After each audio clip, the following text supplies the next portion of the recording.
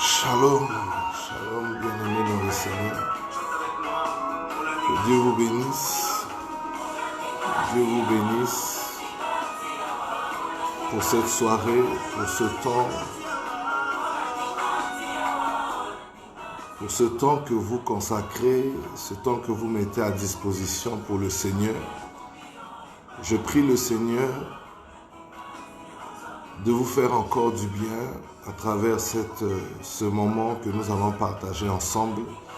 Et j'espère que nous avons tous, autant que nous sommes, passé une très très bonne semaine, que nous avons commencé par la prière matinale du lundi, par Dominium, et sans vouloir parler de Dominium car ce n'est pas l'espace indiqué, mais vous savez bien pour ceux qui nous suivent depuis longtemps que Dominium de tous les lundis et l'offrande du soir de tous les vendredis sont, je pourrais dire, deux faces opposées de la même pièce. C'est-à-dire, c'est cela qui donne de la valeur à votre vie spirituelle. C'est un programme qui est lié l'un et l'autre. Mais ce soir, nous sommes de nouveau ensemble pour traiter d'un sujet, d'un cas sur la prière. Nous avons commencé depuis quelques semaines à parler sur la prière. J'ai aimé une intervention d'un homme de Dieu qui disait que les chrétiens veulent être enseignés sur tout. Ils s'attendent à être enseignés sur plusieurs choses qui impactent leur vie, qui influencent leur vie. Mais une des choses à laquelle les chrétiens ne sont pas très disposés à être enseignés, parce que souvent ils ont une mauvaise connaissance de la chose, c'est la prière. Ils pensent que la prière, c'est peut-être quelque chose de spontané, quelque chose qui est en eux. Et parfois, il y a même une certaine honte à devoir être enseigné sur la prière. Mais je voudrais vous dire que une des requêtes que les apôtres ont adressées au Seigneur Jésus du temps où il était avec eux, ce n'était pas de les apprendre à prêcher, ce n'était pas de les apprendre à construire des temples, ce n'était pas de les apprendre à faire les affaires, mais c'était de les apprendre à prier. Ils lui ont demandé, apprends-nous à prier. Les apôtres avaient compris que la prière était quelque chose d'essentiel et que la prière était cette passerelle de dialogue qui leur permettait de rester en connexion avec Dieu, mais qui leur permettait aussi de résister aux traits enflammés de l'été ferme. Alors donc, les semaines passées, nous avons évolué et nous avons développé plusieurs types de prières parce que nous nous sommes rendus compte que la prière n'est pas uniforme. Les types de prières diffèrent en fonction soit de ce que nous voulons dire à Dieu, soit de la situation dans laquelle nous sommes. Oui, une petite coupure d'Internet. Enfin bref, je disais donc que nous avons vu au cours de la semaine dernière que les prières diffèrent selon certaines formes. Sans revenir aux précédentes vidéos car elles sont disponibles sur notre plateforme, sur notre page Facebook et vous pouvez aussi les retrouver sur notre chaîne Divi Channel. Ce soir, je voudrais parler d'une forme de prière très importante et de plus en plus pratiquée, c'est la prière de combat spirituel. Oui, c'est la prière de combat spirituel. Vous m'avez entendu dire au cours de plusieurs vidéos que la prière de combat spirituel telle pratiquée aujourd'hui était considérée comme la prière, je dirais, la plus importante, la plus essentielle dans la vie des chrétiens qui veulent posséder, qui veulent s'affirmer, qui veulent rétablir leur vie, je pourrais dire, dans leur vision et dans leurs rêves. Et de plus en plus, les gens passent du temps dans la prière de combat spirituel. Moi-même, pour ceux qui me connaissent, ils savent que je suis la dernière personne qui peut remettre en question la prière de combat spirituel. Mais souvent, ce que je veux remettre en question, c'est le fait d'ignorer les autres types de prières au bénéfice unique de la prière du combat spirituel. Il y a certes des choses que nous ne pouvons obtenir que par le combat, mais nous n'obtenons pas tout par le combat. Le pardon, par exemple, qui est quelque chose d'essentiel, j'en ai déjà parlé, la prière de confession et la prière de repentance, c'est une forme de prière et l'objet pour lequel il est adressé ne se situe pas dans un combat, mais dans une attitude plus contrite, plus humble. Néanmoins, la prière de combat spirituel, c'est quelque chose de fondamental. La prière de combat spirituel n'a pas commencé à l'ère moderne. Quoique, je voudrais rapidement recontextualiser certaines choses pour que nous comprenions un peu l'origine de la prière du combat spirituel dans le temps dans lequel nous sommes. Lorsqu'il y a eu le réveil de l'Église telle que nous la connaissons au début des années 1900, la prière de combat spirituel était une prière qui était très peu pratiquée. Parce qu'il faut considérer que le réveil que nous avons reçu, nous, en Afrique, a été influencé la plupart du temps par des régions qui ne connaissaient pas les mêmes réalités que nous. Toutes les régions, toutes les sociétés, tous les peuples ont des réalités spirituelles d'importance et ont besoin de combats spirituels. Mais il y a entre nous, en Afrique et certaines sociétés, je dirais plus occidentales, des réalités qui ne sont pas pareilles. Souvent en Afrique, nous prions pour des choses qui font partie de la survie, des nécessités. Alors que dans d'autres sociétés, ils prient plus pour des choses qui vont dans le cadre de la pérennité, qui vont dans le cadre de la postérité. Donc l'accent sur le combat spirituel en Afrique a été différente par rapport aux milieux qui nous ont porté l'évangile tel que nous la connaissons. Voilà pourquoi en Europe et ailleurs, le combat spirituel était connu. Aux États-Unis, ainsi de suite, il était connu. Et une des personnes qui a commencé à vulgariser la réalité du combat spirituel et les prières du combat spirituel, c'est l'évangéliste américaine Rebecca Brown. À travers sa série de livres, il est venu libérer les captifs, préparer la guerre et vase d'honneur. Là, je vous parle de la fin des années 80, début des années 90. Lorsque ce message est arrivé en Afrique, le Seigneur aussi a suscité des personnes qui ont aussi compris que les Africains avaient d'autres contraintes, d'autres réalités spirituelles, des pesanteurs spirituelles qui étaient beaucoup plus vivaces que celles des personnes qui nous ont apporté le réveil.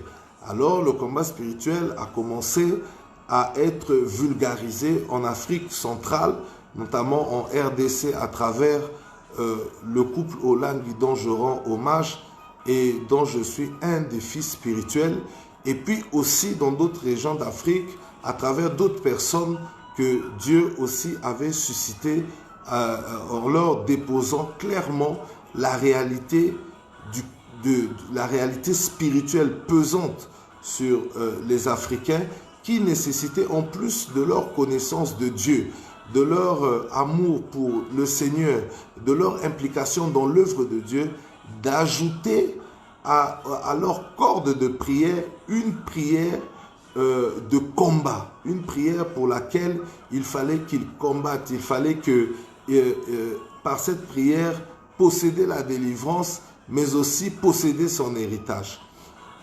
C'est important pour que vous compreniez comment la prière du combat spirituel a évolué à travers, je dirais, ces 3 dernières décennies ou ces 4 dernières décennies jusqu'à aujourd'hui, parce que le message du combat spirituel a été très combattu parce que mal compris en considérant que Christ à la croix, ayant tout accompli, nous n'avions plus à combattre. Mais je peux ici imager notre situation par la résurrection de Lazare. Alors que Lazare sort du tombeau, alors que Lazare, par la puissance de Dieu, revient à la vie, mais Lazare sort du tombeau, les pieds, les mains liés jusqu'à la tête. Il ne peut rien faire. Il est vivant, mais il ne peut rien faire. Alors le Seigneur ordonne à ses serviteurs, il dit déliez-le et laissez-le aller.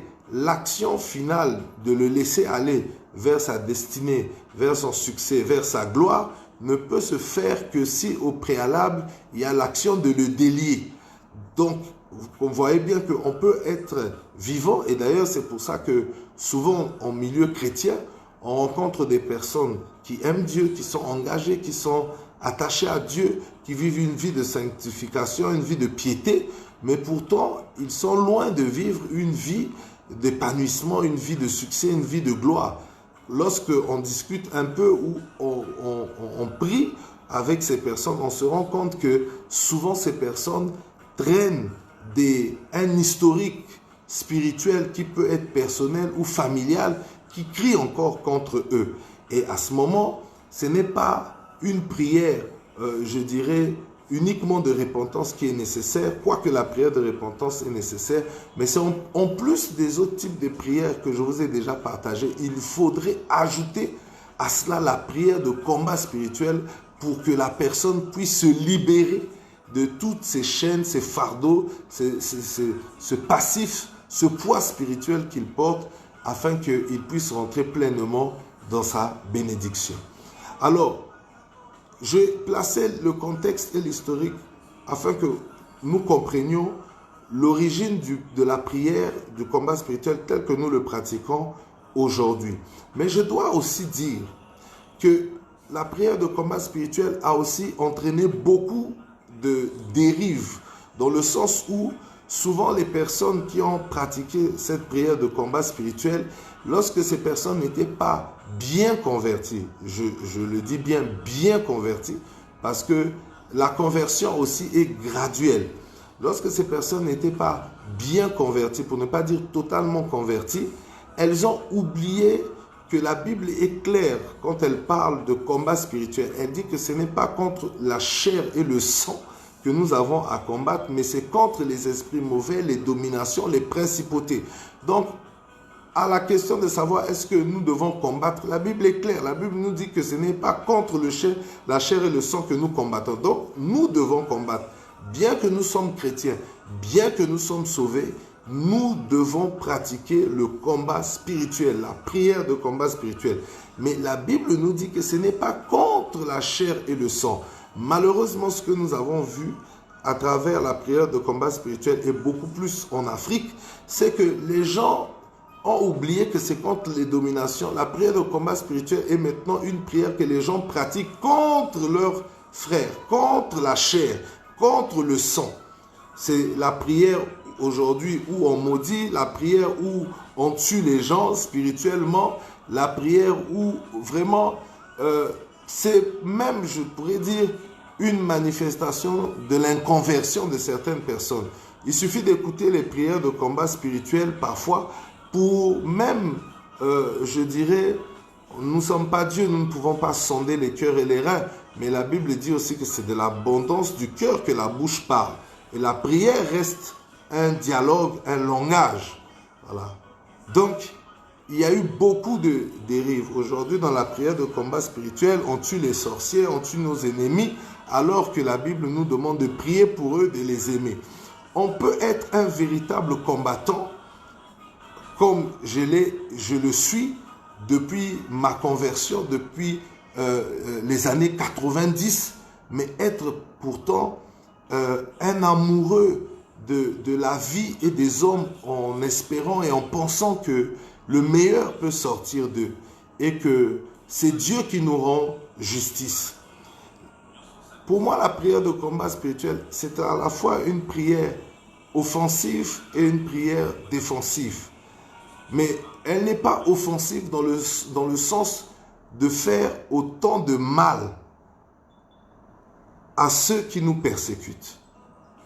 Elle est offensive pour emmener plutôt ces gens qui nous persécutent à se rendre compte, à réaliser qu'il y a une puissance qui est au-dessus de leur puissance et que par ce fait, il serait bien pour eux aussi d'accepter notre Dieu pour vivre la gloire de Dieu et connaître le salut. Dans la prière de combat spirituel, une autre dérive, c'est les outils souvent que les hommes utilisent dans la prière de combat spirituel. Vous allez voir des outils ou les armes.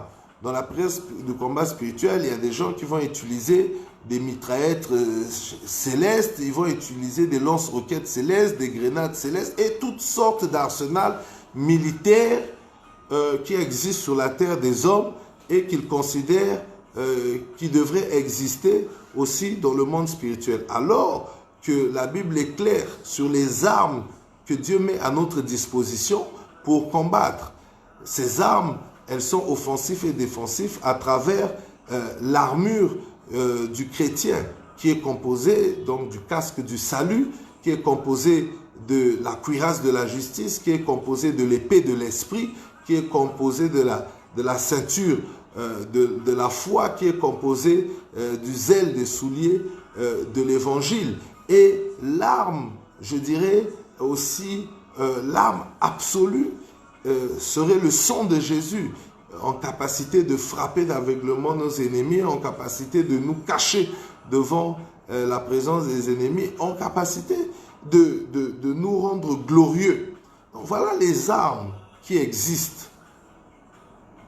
Si nous voulons faire le combat spirituel, nous devons le faire selon les règles de Dieu. Et vous voyez même que dans un combat spirituel, puisque quand on parle de spirituel, on parle d'esprit, lorsque l'archange Michael se disputait le corps de Moïse avec Satan, il ne l'a pas insulté, il n'a pas utilisé des procédés que nous voyons souvent aujourd'hui dans ces prières de combat spirituel, mais au moment où il a manifesté un mécontentement vis-à-vis de Lucifer qui combattait avec lui, il a dit que l'Éternel te réprimande. C'est-à-dire qu'il y a une part de Dieu dans le combat spirituel. Et d'ailleurs, je voudrais dire en fait que le combat spirituel, autant la prière est un dialogue, et c'est un dialogue que nous adressons à Dieu, c'est un dialogue avec Dieu. Le combat spirituel n'est pas un dialogue, mais ce sont des ordonnances, ce sont des instructions, ce sont des injonctions que nous devons adresser à l'ennemi. Dans le combat spirituel, il n'y a pas de dialogue. Souvent, je vois dans le combat spirituel ou même dans les délivrances, souvent des personnes qui dialoguent avec des esprits Mais la Bible dit que Lucifer, c'est le père du mensonge et tous ses enfants avec. Donc, il n'est pas question de dialoguer. Quelques cas sont cités dans la Bible où des questions ont été posées aux esprits, mais c'était là Dieu qui posait ces questions. Mais nous, en tant qu'humains, ayant reçu une portion de l'esprit, nous n'avons pas à dialoguer avec des esprits mauvais. Vous vous souvenez de cette dame qui est venue disant que Paul et Silas étaient des serviteurs de Très-Haut dans Actes des Apôtres, mais que cette femme était possédée par un esprit de Python. Et cet esprit de Python, Paul et Silas n'ont pas dialogué avec cette femme. Paul et Silas ont simplement ordonné à cet esprit de partir, parce que le diable est un menteur. Donc il n'y a pas dans le combat spirituel une relation de dialogue. On ne combat pas le diable en dialoguant avec lui. On combat le diable en le chassant. On combat le diable en le repoussant. Nous savons le rôle, ce qu'il cherche. Jean 10, 10 nous le dit. Le diable, c'est un ennemi, c'est le lion. Il est comme un lion rugissant. Il tourne autour et il cherche qui dévorer. Ses intentions sont claires. Donc il n'y a pas à dialoguer dans le combat spirituel avec des esprits impurs. Nous sommes saints. Et une chose qui peut nous souiller, c'est aussi le dialogue et le contact avec les esprits impurs. Donc voilà pour le contexte du combat spirituel. Alors, je vous ai parlé de l'ange qui a combattu l'ennemi, le diable. Je peux aussi vous parler de l'histoire de Daniel, dont la Bible dit, dès le premier jour où il a commencé à prier, quand l'ange est venu lui donner la réponse, l'ange lui a dit, dès le premier jour, quand tu as commencé à prier, je t'avais exaucé. Mais le prince de Perse m'avait bloqué. Pendant 21 jours, j'ai combattu avec le prince de Perse. Vous voyez bien que Dieu peut exaucer, mais la prière peut être bloquée par un esprit. C'est-à-dire l'exaucement, l'accomplissement peut connaître l'adversité. Elle peut connaître l'adversité. Donc la question de dire que si Dieu fait, on n'a plus à combattre, n'est pas juste. Parce qu'il y a des réalités. La Bible dit, à celui qui vaincra, je donnerai. Mais pour vaincre, il faut combattre. C'est qu'il y a quelque part des résistances, il y a des challenges, il y a des défis. La prière de combat spirituel est une réalité. Le combat spirituel est une réalité. Toute notre vie sur la terre, nous pratiquerons le combat spirituel. Je vous donne là des exemples.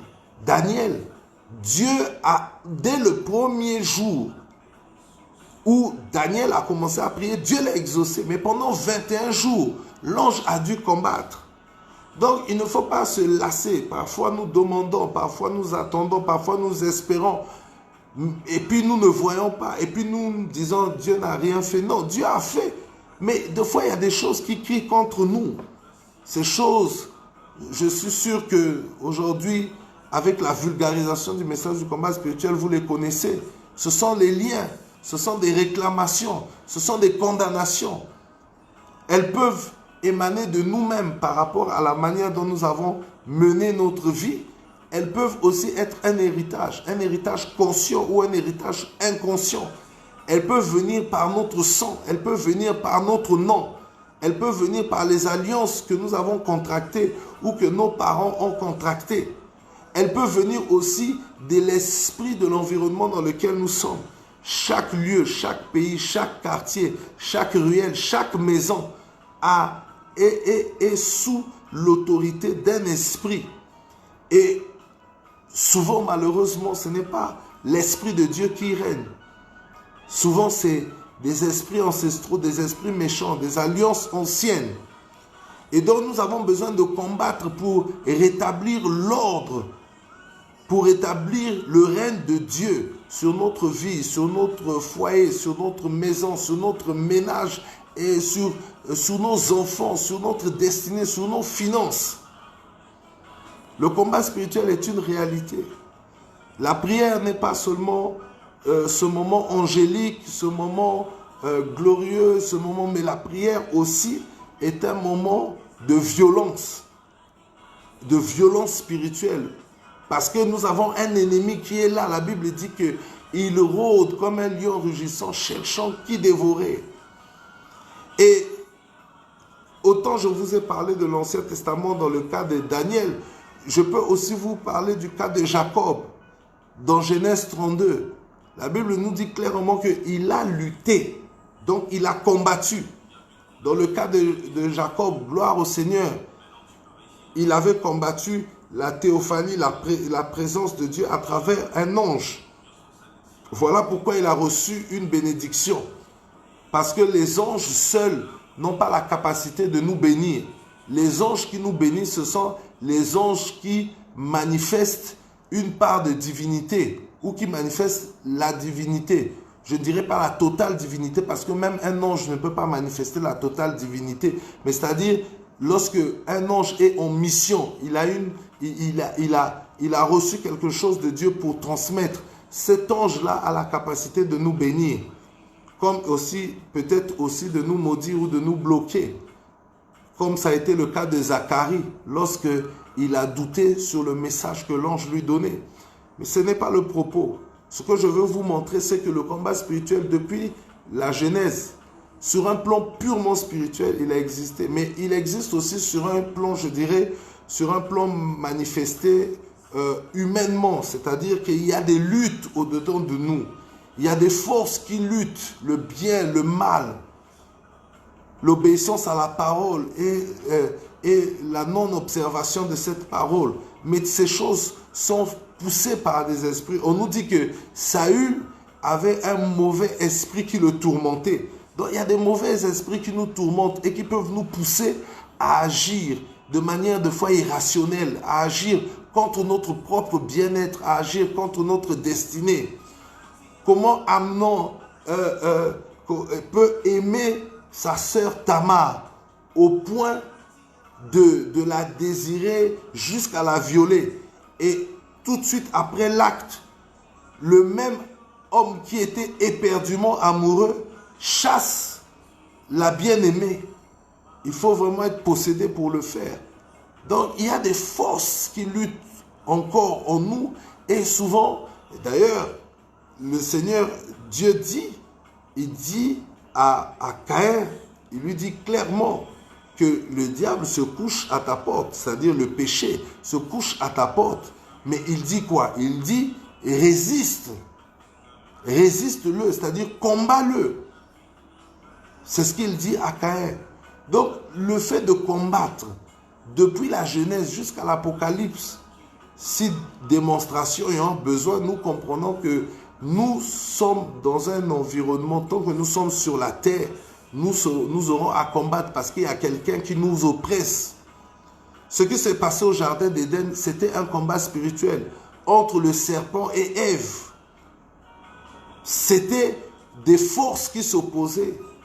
La connaissance, l'application de la parole ou la non-application, la séduction.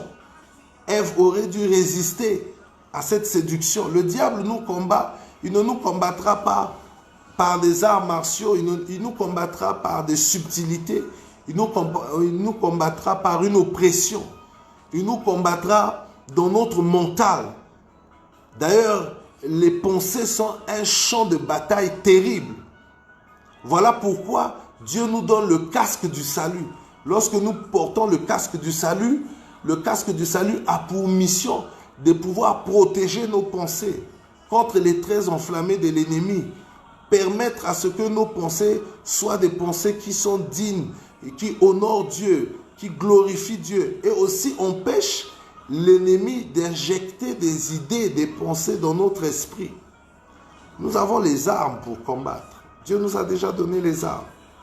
Et avant que je nous entraîne dans un temps de prière, de combat spirituel, je voudrais partager avec vous un verset dans le livre de Marc, chapitre 16, verset 17. Marc, chapitre 16, verset 17. Je voudrais partager ce verset. Les grands lecteurs de la Bible le connaissent. Et je considère et je sais que c'est un verset qui est très populaire.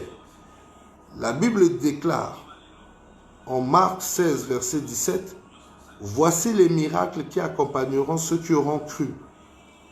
En mon nom, ils chasseront les démons. Ils parleront de nouvelles langues. Ils saisiront des serpents.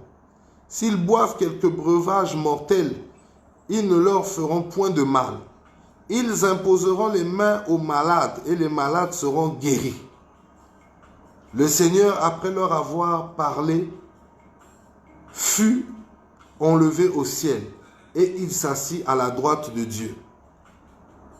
Cette série de versets, et principalement le verset 17, c'est un verset qui m'a toujours beaucoup troublé. Voilà le Seigneur qui est en train de transmettre un héritage aux apôtres et aux disciples. Et dans cet héritage, c'est un héritage de puissance, c'est un héritage aussi de prérogatives, de choses qu'ils sont capables de faire, qu'ils ont le droit de faire. Alors qu'aujourd'hui, souvent nous voyons dans nos églises la manifestation, souvent des prières de guérison, et on considère que c'est parfois la prière d'héritage par excellence. Vous priez pour les malades seront guéris.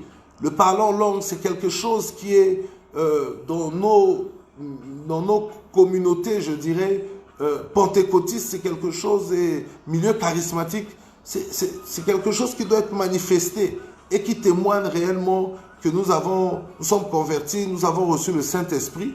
Mais là, je suis curieux de voir que la première prérogative, le premier relais, le premier héritage de puissance spirituelle que Jésus transmet à ses apôtres, c'est la capacité de pouvoir chasser les démons. C'est écrit comme ça aussi dans votre Bible. Ce n'est pas seulement dans ma Bible, même dans votre Bible, c'est écrit comme ça. Et le reste vient après. Vous savez que la Bible ce n'est pas les éléments de la Bible sont placés à la bonne place, au bon endroit, sont dits de la bonne manière. Et ça veut dire que chaque chose a une importance capitale. Chaque élément indiqué dans la Bible a une importance capitale pour notre salut, notre bien-être, notre épanouissement. Donc, la première des choses, Christ commence par nous léguer le pouvoir, la capacité de pouvoir chasser les démons.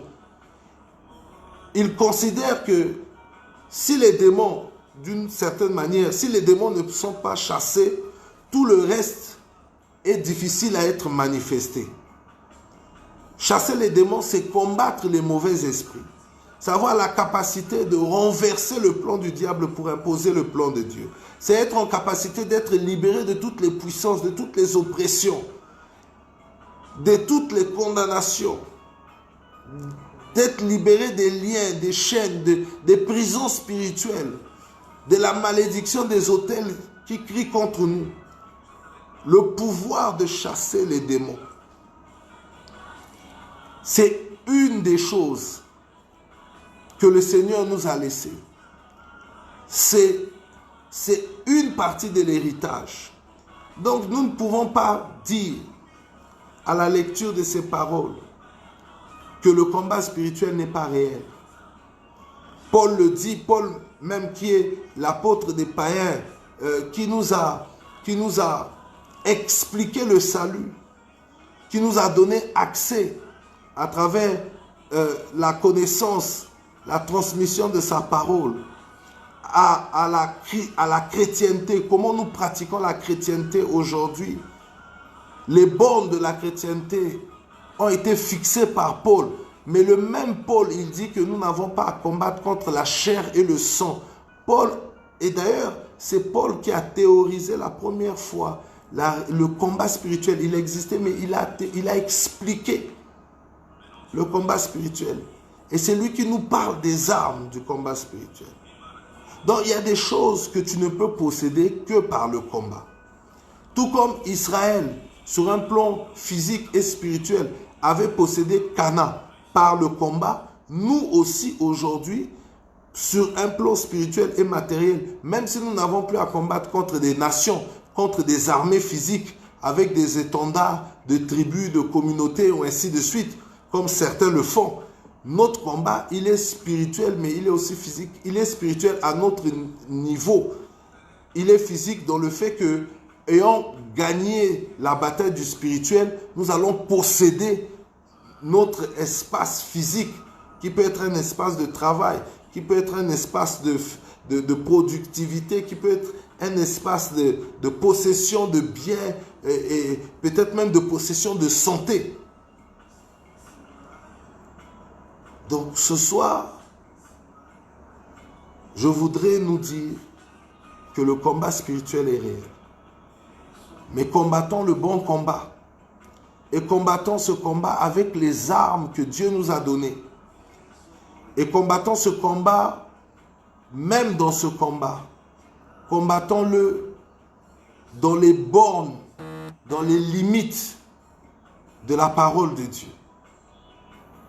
Combattons-le aussi dans l'amour, parce qu'il ne s'agit pas d'envoyer le feu pour brûler, pour tuer les gens, comme aujourd'hui, souvent, ça l'est pratiqué. Et moi, je le mets et je le dis, c'est une mauvaise compréhension de la parole qui surtout se manifeste aussi par une inconversion ou une conversion qui n'est pas complète.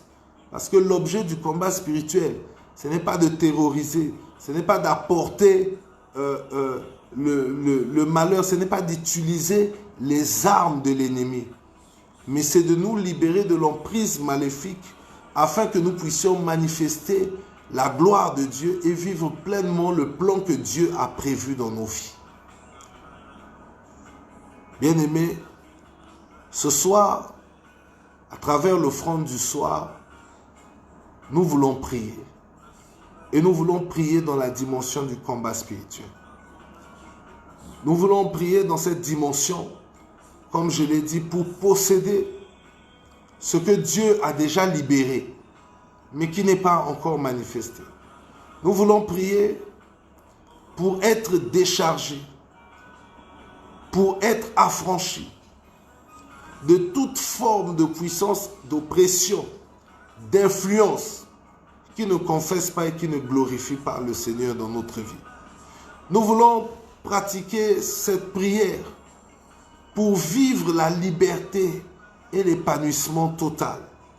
Nous voulons pratiquer cette prière afin de manifester cet héritage que nous avons reçu de Christ, celui qui nous donne l'autorité de pouvoir chasser les esprits mauvais. Car comme je vous l'ai dit, en Jean 10, la Bible est claire. Le diable n'est pas notre camarade, ce n'est pas notre ami, ce n'est pas un partenaire, ce n'est pas un associé.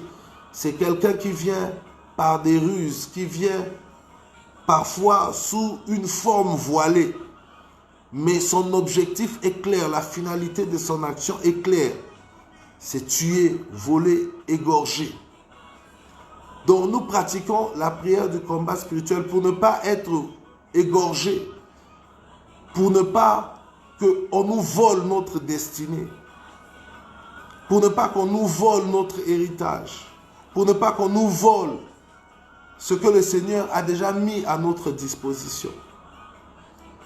Nous pratiquons le combat spirituel pour être en phase avec Dieu et en phase avec notre destin, pour ne pas connaître un retard dans notre destinée,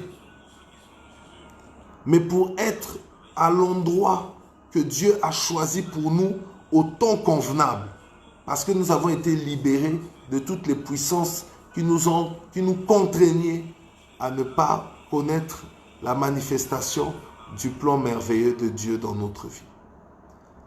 Alors si tu es d'accord avec moi sur cette vision du combat spirituel, je voudrais que tu prennes un temps, que tu dises merci à Dieu, parce qu'il nous a donné les moyens à travers l'héritage de Marc 16, verset 17.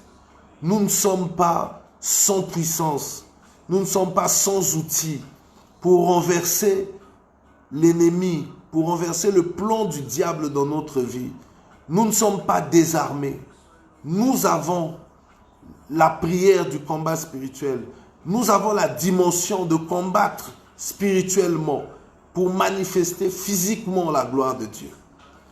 Alors si tu es d'accord avec moi, tu vas prier pour dire merci à Dieu pour cela, pour ce qu'il nous donne, cette capacité, cette puissance de combattre et de combattre dans la victoire. Et ensuite, nous prions aussi, car une des faiblesses de ceux qui veulent s'engager dans le combat spirituel, une des faiblesses qui les empêche souvent de connaître des grandes victoires, c'est l'état dans lequel ils rentrent dans le combat spirituel. Il ne faut pas rentrer dans la dimension du combat spirituel avec des portes ouvertes.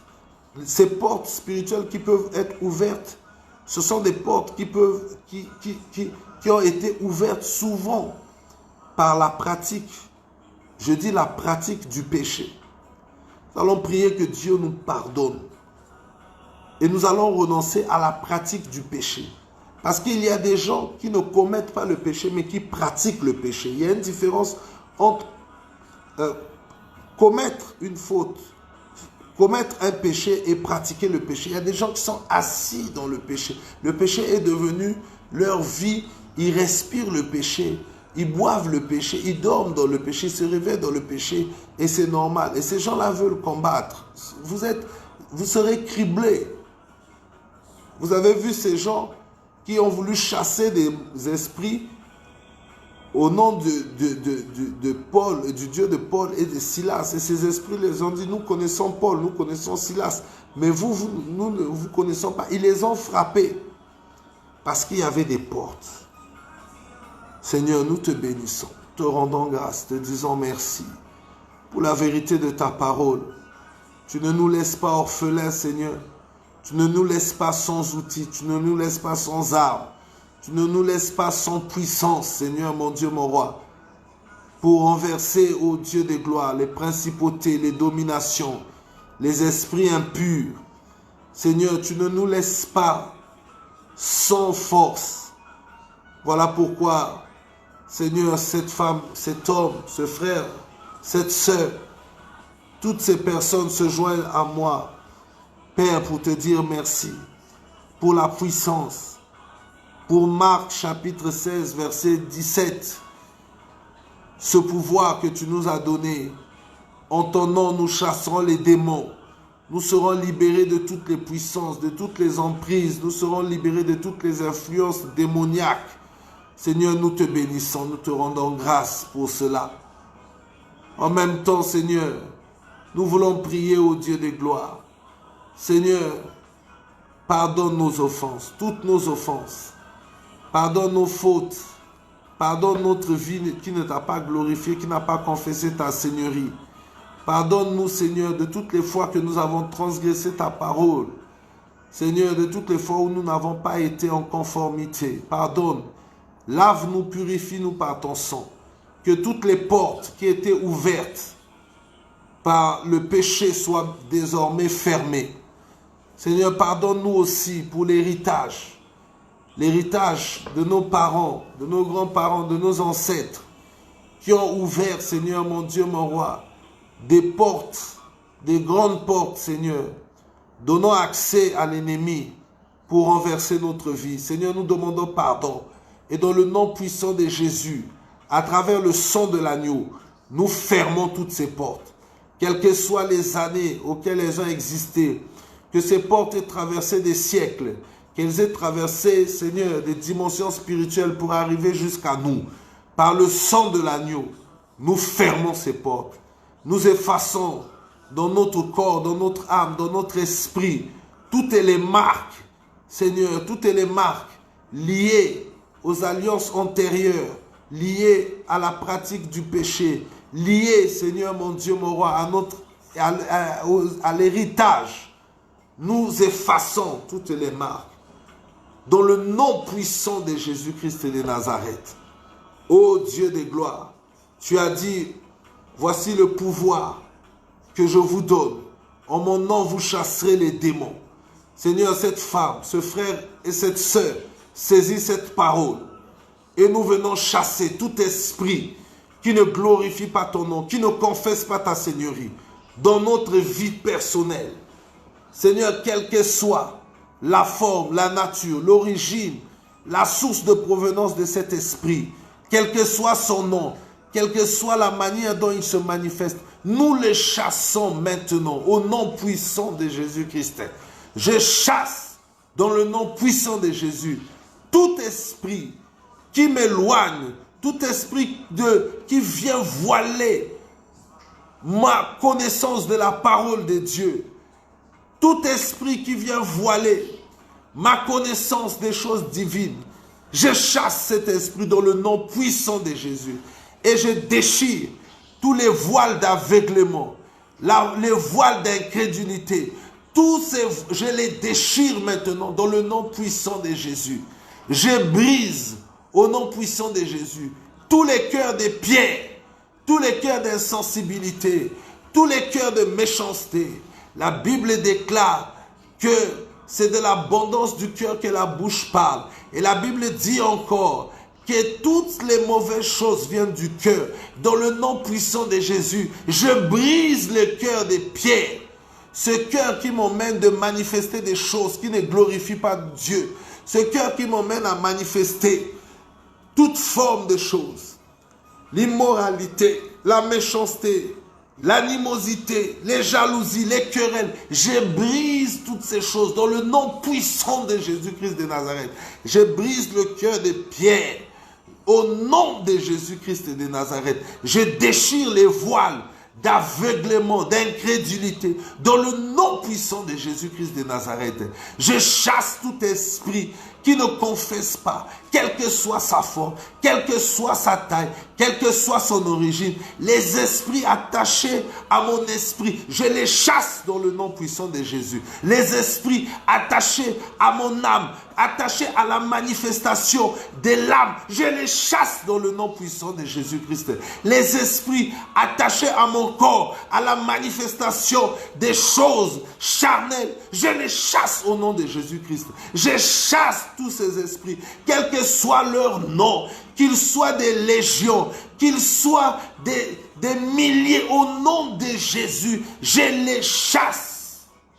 Ce soir, je vais t'inviter à chasser tout esprit qui est attaché à ton esprit, tout esprit qui est attaché à ton esprit et qui fait que ton esprit se manifeste spirituellement par des choses négatives. Il y a souvent des esprits qui sont attachés à nos esprits. Souvent, ce sont des esprits humains, des esprits de contrôle, des esprits de filature. Ce sont des geôliers, ce sont des maris de nuit, ce sont des femmes de nuit, ce sont parfois même des enfants de nuit. Des fois, tu n'arrives pas à avoir un enfant, tu n'arrives pas à procréer parce que spirituellement, dans le monde des ténèbres ou dans le monde de la nuit, tu as déjà une famille. Nous chassons tous les esprits maléfiques attachés à l'esprit, au nom puissant de Jésus.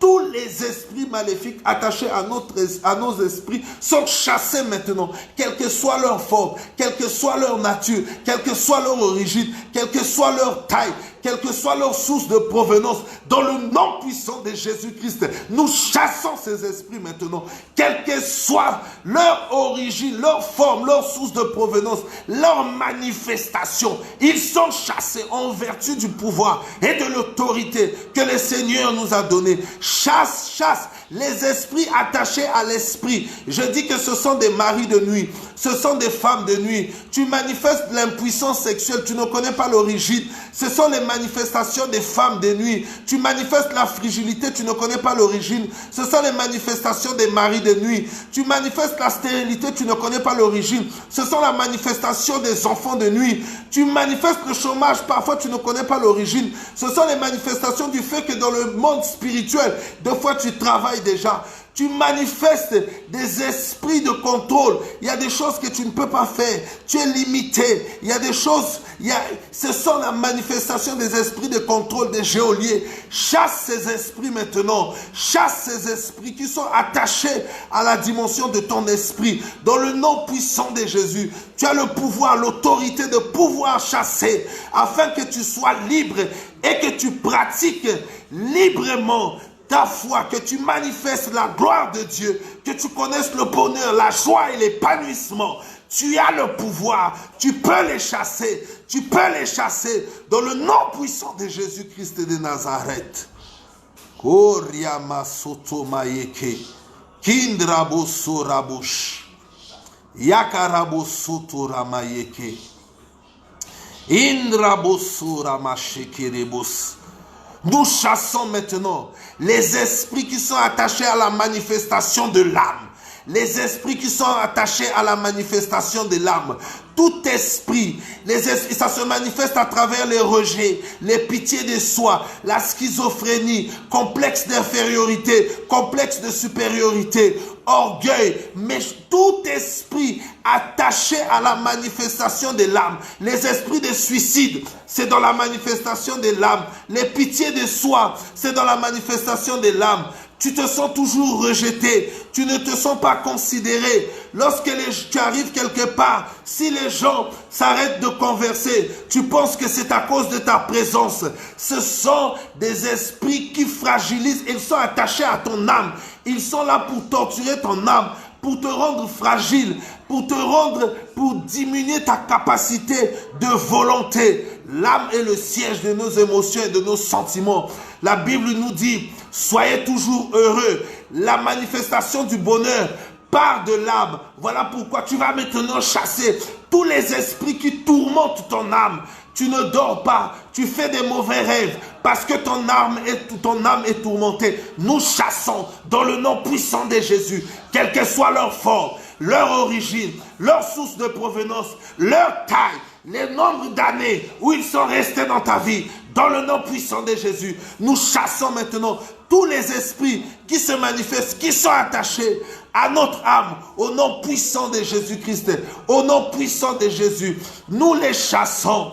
Nous les chassons. Le combat, la Bible déclare, vous n'avez pas à combattre contre la chair et le sang, mais ce sont des principautés, des esprits mauvais qui s'attachent à toutes les dimensions, la dimension de notre esprit, mais aussi la dimension de notre âme. Et là, nous sommes dans la dimension de l'âme. Quels que soient ces esprits qui sont dans la dimension de notre âme, qui emmènent ces choses que j'ai citées, complexe d'infériorité, complexe de supériorité, orgueil, manque de volonté, procrastination, pitié, schizophrénie, tous ces esprits, rejet, nous chassons dans le nom de Jésus, afin d'être libres. Nous chassons ces esprits dans le nom puissant de Jésus.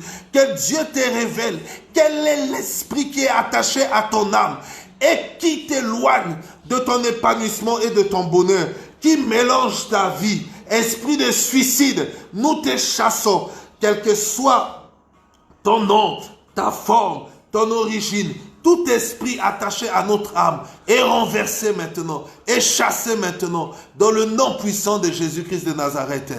Maintenant, bien-aimé, tu vas attaquer la dernière partie. Ce soir, nous prions dans la dimension de l'être. Notre combat spirituel se pratique dans la dimension de notre être. La dernière partie de ton être, c'est ton corps. Nous allons prier. Souvent, dans notre corps, nous connaissons des maladies, nous connaissons des infirmités, nous connaissons des limitations. Devant dans notre corps, nous connaissons des choses qui font que ça nous met loin de l'amour de Dieu, dans le fait que nous considérons peut-être que Dieu ne nous aime pas. Voilà pourquoi nous sommes dans cette situation. Dieu ne nous a abandonnés. Notre corps aussi a des besoins. Des fois, nous sommes confrontés à des situations, des manques, les esprits de pauvreté, des blocages, des limitations. Nous allons partir depuis toute forme d'infirmité qui se manifestent par des maladies, maladies chroniques, maladies héréditaires, maladies brusques, maladies surprenantes, maladies psychosomatiques. Nous rentrons aussi dans la dimension matérielle, manque, pauvreté, blocage. Nous détruisons toutes ces choses, tous ces esprits qui s'attachent à notre corps et qui nous empêchent de manifester la gloire de Dieu, de connaître le bonheur et l'épanouissement. Dans le nom puissant de Jésus, tu connais quel est l'esprit qui est attaché à ton corps. Tu vas maintenant le chasser afin que tu sois libre.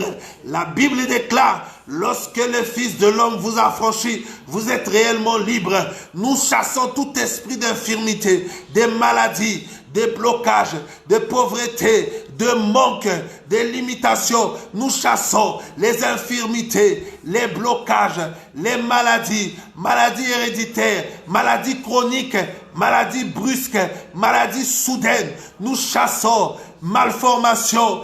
Nous chassons là où tu es. Si tu as un mal quelque part, tu chasses, tu poses ta main sur le mal. Même si c'est une infirmité, je dis si c'est une infirmité, même si c'est une infirmité physique, tu poses ta main. Même si c'est une infirmité, que ça soit sur tes jambes, que ça soit sur ton bras, que ça soit quelque part, que ça soit sur ton dos. Si c'est une infirmité dont l'origine elle est spirituelle, mais qu'elle se manifeste sur le plan physique, dans le nom puissant de Jésus, nous chassons l'esprit qui est attaché à cette infirmité. Maintenant, dans le nom de Jésus, cet esprit libère, quel que soit l'esprit, il libère le corps. Et le corps, au moment où je parle, au moment où je prie, ton corps reprend sa forme initiale. J'ai dit ton corps reprend sa forme initiale. Parce que cet esprit qui était attaché est en train de libérer maintenant. J'ai pris dans le nom puissant de Jésus. Je chasse toute maladie, maladie héréditaire, maladie chronique, quel que soit le nom de cette maladie, quelle que soit sa taille, quelle que soit sa nature. Si cette maladie est attachée à un esprit, au moment où l'esprit part, la maladie aussi part. Dans le nom puissant de Jésus, je dis maintenant cet esprit part. Il part dans le nom de Jésus et la maladie part. Je chasse tout esprit de pauvreté qui a entraîné le chômage, qui a entraîné les rejets, qui a entraîné le manque d'épanouissement. Quel que soit cet esprit, qu'il soit ancestral, qu'il soit humain, qui est attaché à ton corps et il manifeste les blocages, la limitation, la pauvreté. Je les chasse maintenant. Au nom puissant de Christ Jésus. Karabosora mayeke. Kindrabosoto bashekerebos. Karabosora masheke. Alléluia. Bien-aimé, tu ne combats pas pour la victoire, mais tu combats dans la victoire. Tu es plus que victorieux. Là où tu es plus que victorieux. Aucun esprit ne peut résister au nom qui a été donné, devant lequel tout genou fléchit et toute langue confesse qu'il est Seigneur assis à la droite de Dieu.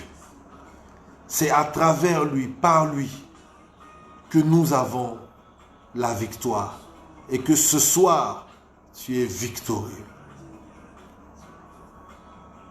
Nous manifestons à travers nos remerciements la gratitude et la reconnaissance de cette victoire que nous obtenons par Christ. Là où tu es, commence à prier pour lui dire merci pour cette victoire face à tous les esprits qui étaient attachés à ton esprit, à ton âme et à ton corps. La délivrance qu'il t'a accordée.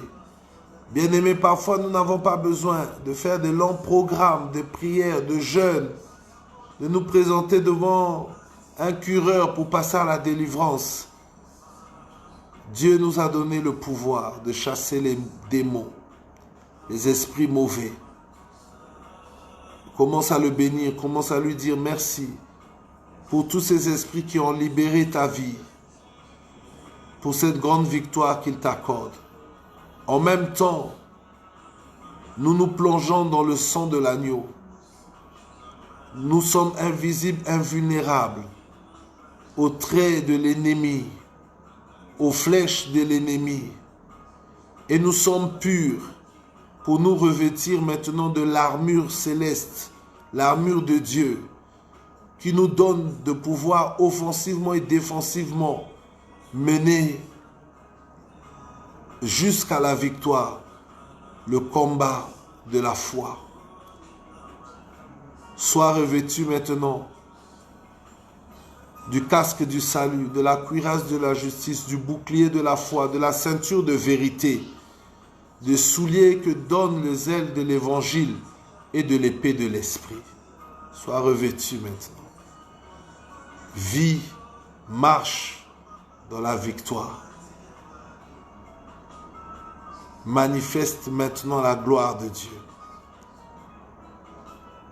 Que cette parole qui dit que Christ a des projets de bonheur, de prospérité pour nous, soit à présent manifestée maintenant que nous sommes libérés des esprits qui étaient attachés à notre être.